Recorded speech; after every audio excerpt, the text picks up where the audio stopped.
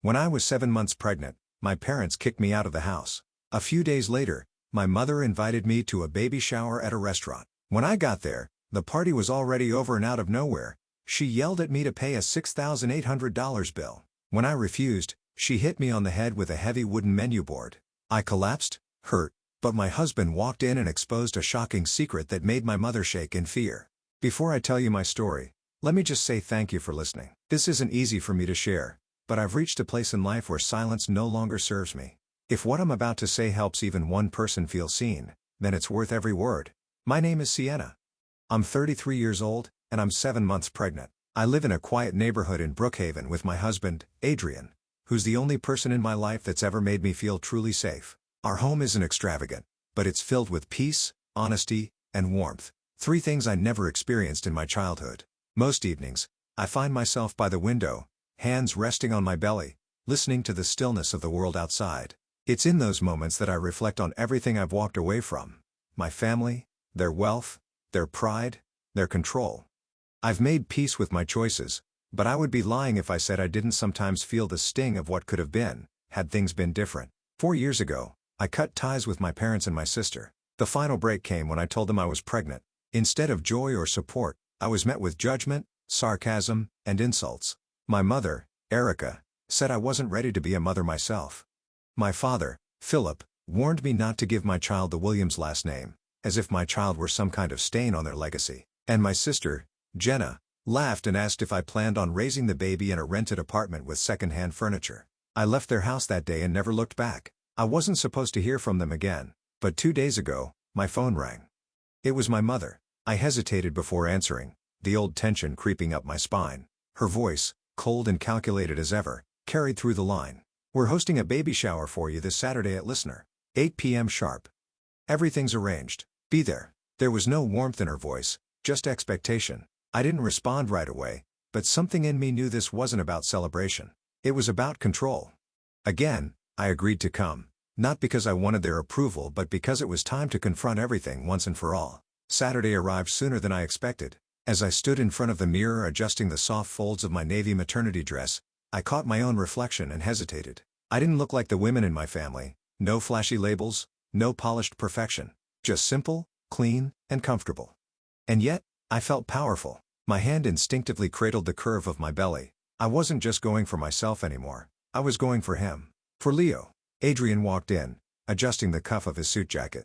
"You sure you want to do this?" he asked gently. His eyes always held so much care, like he could see the weight I carried even when I smiled. I nodded, firm but calm. I need to look them in the eyes one last time. We arrived at Listener just before 8 p.m.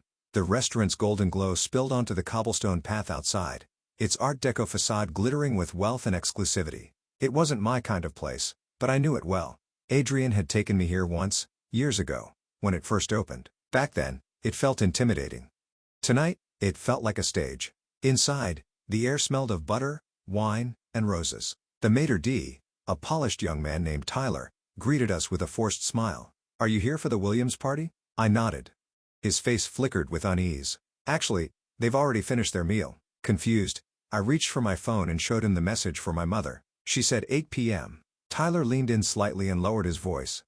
"Their reservation was at 6. I think they changed the time." Of course they did. I should have expected it. With a sigh, I thanked him and followed him toward the private dining room. The moment I stepped in, my stomach turned, not from the baby, but from the atmosphere. The table was cluttered with empty wine glasses, dessert plates, and half-eaten entrees. My mother Erica sat at the head of the table, draped in pearls and wrapped in a white Chanel jacket, sipping her drink like royalty. My father Philip looked awkward, fiddling with his napkin. And my sister Jenna, ever the star of her own show, leaned back in her chair, scrolling through her phone with a smug smirk. "Oh, Sienna, you made it," Erica said with mock surprise. "We were starting to think you weren't coming." I didn't sit down. The message said 8. Jenna looked up and shrugged. "I told her 7. Maybe you read it wrong." I stayed silent, knowing exactly what game they were playing. But this time, I wasn't going to fold. I stood at the edge of the room, taking in the scene like an outsider observing a play. Erica gestured toward a waiter, who brought over a folded bill in a leather booklet and placed it neatly at the center of the table. "Well," she said brightly, "since the guest of honor is finally here, we were just about to take care of the check." I narrowed my eyes. Something didn't feel right. You've already eaten, I said. What check? Erica looked directly at me, her smile sharp as glass. The baby shower dinner, of course. Custom menu, wine pairings, floral arrangements, it all adds up. But it's your special day, Sienna. Naturally, we assumed you'd cover it. My heart thudded. Excuse me. Jenna leaned forward, elbows on the table, her voice dripping with condescension. Come on, Sienna. You're married to a CEO. Surely, a little celebration like this isn't a big deal. It's just $6,800. I blinked, stunned. You planned a baby shower I didn't ask for, purposely changed the time so I'd arrive late, and now you expect me to pay for it? Erica waved her hand. Don't be dramatic. It's not about the money. It's about respect. This is a Williams family event. You represent us whether you like it or not. Or would you have preferred pizza and paper plates? I felt Leo shift inside me, as if he, too, sensed the rising pressure in the room. My hands trembled slightly, but I kept my voice steady. No, I'm not paying for this. You set this up to humiliate me, and I won't be part of it. Philip cleared his throat uncomfortably, but said nothing. Jenna laughed, a quick, dismissive sound. Of course, she won't. She never takes responsibility for anything. I turned to leave. I don't owe you anything, especially not $6,800.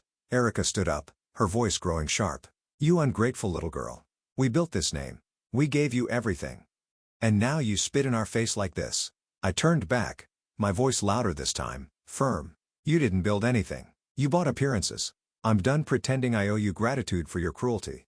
That was the moment her face changed. Rage flushed her cheeks, and in one swift motion, she reached to the host stand beside her, where the thick wooden menu board still sat. Before I could react, she lifted it with both hands and brought it down on my head. The room erupted in gasps as the heavy wood cracked against my skull. I stumbled back, the pain sharp and immediate, blood beginning to drip down the side of my face. My legs gave out beneath me, and I collapsed. Everything around me blurred into streaks of gold and red, the chandeliers above, the horrified faces, the distant clinking of glasses that suddenly fell silent. I was aware of the warmth trickling down the side of my face, the weight of my body sinking into the cold marble floor, and the gasp that escaped my lips not because of pain alone, but because I feared for the little life growing inside me. Then I heard his voice.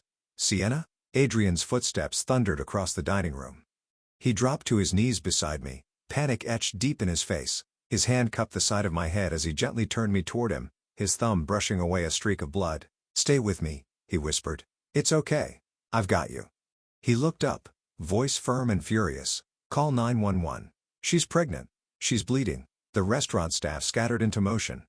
Tyler, the manager, was already dialing his phone. Several waiters ushered other guests away as the air grew thick with disbelief and fear. Erica stood frozen, the wooden menu board still in her trembling hands. Her eyes darted between me and Adrian. Her mouth parted, as if the reality of what she'd just done was only beginning to settle in. Jenna, for once, was speechless. Philip sat pale and motionless, staring down at the wineglass in front of him like it might give him answers. Within minutes, the screech of sirens sliced through the silence outside. Red and blue lights flashed across the restaurant walls as police officers and paramedics rushed in. Adrian gently stepped aside as a medic knelt to examine me, asking questions. Was I dizzy? Could I feel the baby moving? Could I speak? I nodded weakly, whispering, my head and my baby. The medic reassured me they'd check everything, and they carefully placed a support collar around my neck. Meanwhile, Officer Grant, a tall, stern officer with a sharp jawline and calm authority, approached the table. Who assaulted this woman? He asked clearly. Adrian pointed directly at Erica. She did. That's my wife. She's 7 months pregnant. She hit her with that board. Erica opened her mouth, but her voice cracked. It wasn't supposed to.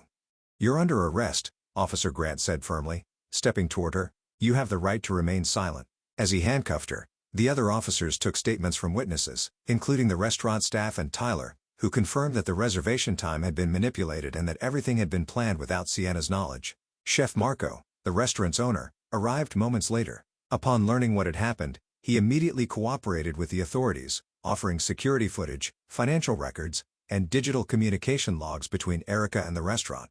As I was lifted onto the stretcher and wheeled toward the ambulance, Adrian stayed at my side, holding my hand tightly. I'm here, he whispered, and they're going to pay for everything. I believed him. 3 weeks later, I found myself sitting quietly in the front row of the Brookhaven County Courthouse, my body sore but healing, my mind sharper than ever. I was now approaching the end of my 8th month of pregnancy. Leo kicked gently from time to time, as if reminding me he was still with me, still safe. Adrian sat beside me, his hand resting on mine, both of us watching as the court officers prepared for the opening of a case that would expose everything my family had tried to hide for years. Inside the courtroom, seated at the defense table, were the same three people who had tried to control me all my life: my mother Erica, my father Philip, and my sister Jenna. But today, there were no pearls, no designer jackets, no smug smiles, just pale skin, trembling hands, and a silence that echoed louder than anything they'd ever said to me. Their lawyer whispered nervously to them, but I could see the panic in their eyes. This time, there was no covering up the truth. The prosecutor, Victoria Reed, stood confidently and addressed the court. She began with the assault. "Your Honor, this case began with a violent act committed against a pregnant woman in a public restaurant.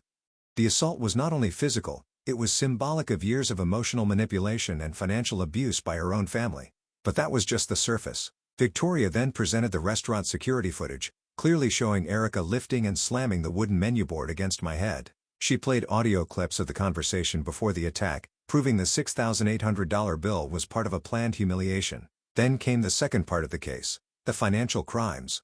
Victoria laid out a timeline of years of fraud committed by Philip through the Williams family real estate business: falsified invoices, embezzled funds, hidden debts dating back to 2010. Jenna's role in it all became clear. She had collected a salary for years without real work, filed false documents during her divorce, and claimed fake sales figures to maintain her image. When Adrian took the stand, he spoke with clarity and unwavering composure. "They tried to bury my wife in shame, in fear, in debt, but they forgot who she really is. And they underestimated me. I own listener. And I had every record, every message, every surveillance angle saved." He provided spreadsheets, emails, and call logs. He testified not only to the restaurant attack, but also to the fraudulent behavior that had long tainted the Williams name. The courtroom was still when Victoria concluded, "What we have here is not a family legacy. What we have is a legacy of fraud, abuse, and manipulation. And now, justice must be served." The defense tried to paint it as a misunderstanding, Erica's actions as a moment of emotional distress, Philip's choices as financial desperation, Jenna's involvement as minimal. But it didn't matter. The truth was too loud to be ignored. The judge took only a few days to return with the verdict. The courtroom was filled with a heavy silence as the judge entered and took his seat. I sat upright, one hand on my belly, the other clasped in Adrian's. My heart pounded, not from fear, but from the weight of this moment. Years of silence, humiliation, and emotional torment had led to this single point in time. I didn't know what justice would feel like, but I was ready to find out. The judge, a composed and clear-voiced man in his 60s, adjusted his glasses and read from the documents in front of him. "In the matter of Erica Williams, Philip Williams, and Jenna Williams, this court finds the defendants guilty on multiple counts including assault with a deadly object, financial fraud, embezzlement and falsification of legal documents." Erica closed her eyes. Jenna's shoulders collapsed. Philip exhaled shakily, his face ghostly pale. The judge continued, "Erica Williams is hereby sentenced to 5 years in state prison for aggravated assault and accessory to financial fraud. Philip Williams is sentenced to 6 years in prison for embezzlement, tax fraud, and falsification of business records. Jenna Williams is sentenced to 4 years in prison with 1 year suspended, for her role in document fraud, illegal income claims, and participation in false reporting." He paused, then looked directly at the defense table. "Let this be a reminder that social image and status do not place anyone above the law. The court orders immediate seizure of all remaining Williams family assets. The estate will be liquidated. All fraudulent earnings must be returned." There were no outbursts, just stillness, an eerie, cold realization settling over my former family. As the bailiffs moved in to escort the three of them away, Erica turned around. Her voice cracked through the silence. "Sienna, please. You don't have to do this. We're your family." I stood up slowly, my legs steady despite the weight I carried, both physical and emotional. "You stopped being my family the day you chose control over care. I'm protecting my son. This was never about revenge. This was about ending the cycle." She didn't say another word. The three of them were let out in cuffs, their steps heavy and defeated. Outside the courthouse, the spring sun warmed my face. For the first time in years, I felt truly free. Just 4 days after the sentencing, I was standing in the kitchen folding a small blue blanket when I felt the first contraction hit. It wasn't sudden or sharp, just a slow, intense pressure that made me pause mid-movement and grip the edge of the counter. I'd felt Braxton Hicks before, but this was different. This was real. "Adrian." I called calmly, my voice steady but urgent. He appeared almost instantly, eyes wide with alertness. "It's time," I whispered, placing his hand over my belly. He didn't ask a single question. We grabbed the hospital bag that had been packed for weeks and headed to the car, his hand never leaving mine the entire drive. At the hospital, everything moved quickly. Nurses moved efficiently. 4 lines were set. Monitors beeped softly. The contractions intensified. The pain ebbed and surged like ocean waves crashing against my spine, but I focused on my breathing, on Adrian's voice gently counting me through it. I remembered what Erica had said months ago, that I wasn't ready to be a mother, that I couldn't handle it.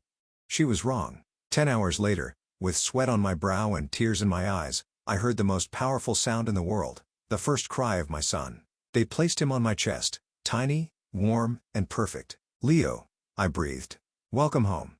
Adrian kissed my forehead, his eyes wet. "You did it," he whispered. "We did it."